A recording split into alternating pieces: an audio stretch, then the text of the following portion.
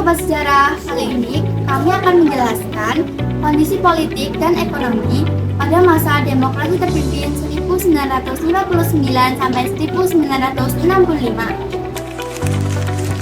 Masa demokrasi terpimpin adalah periode penting dalam sejarah, di mana Presiden Soekarno memimpin dengan gaya kepemimpinan yang otoriter dan nasionalis. Berikut adalah kondisi politik dan ekonomi pada masa itu. Kondisi politik yang pertama yaitu ada sistem demokrasi terpimpin. Presiden Soekarno memperkenalkan sistem demokrasi terpimpin yang dimana kekuasaan dipegang oleh presiden dan didukung oleh partai-partai yang pro dengan Presiden Soekarno. Yang kedua yaitu konfrontasi dengan Malaysia. Indonesia terlibat konfrontasi dengan Malaysia yang berujung pada penarikan Indonesia dari PBB.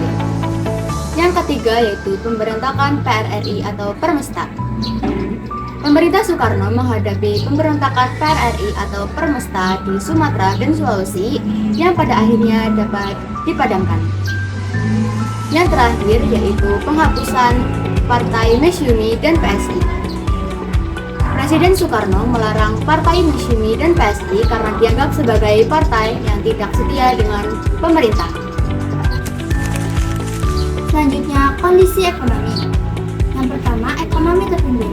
Presiden Soekarno memperkenalkan ekonomi terpimpin, di mana pemerintah memiliki kontrol besar atas ekonomi. Yang kedua, nasionalisasi.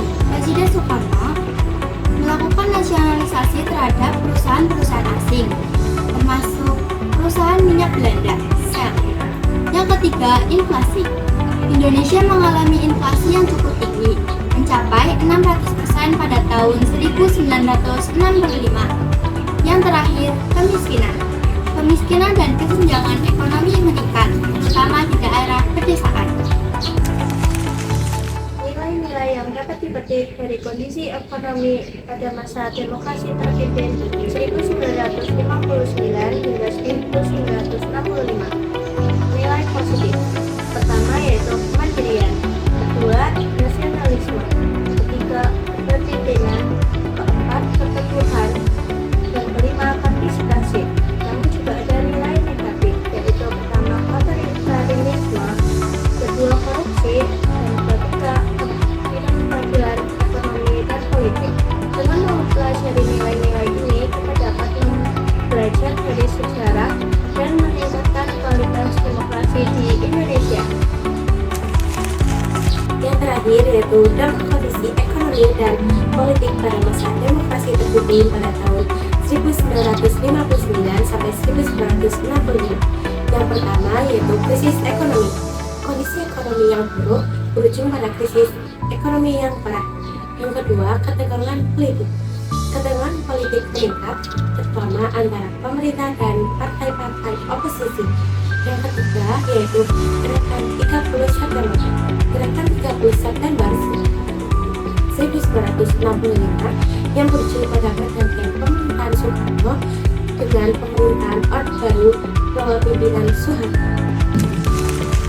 Demikianlah kondisi politik dan ekonomi pada masa demokrasi terpimpin pada masa 1959 sampai 1965.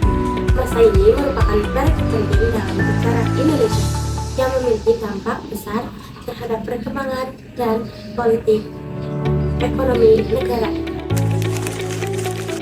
Sekian materi kondisi ekonomi dan politik pada masa demokrasi terpimpin 1959 sampai 1965 dari kami. Sampai jumpa.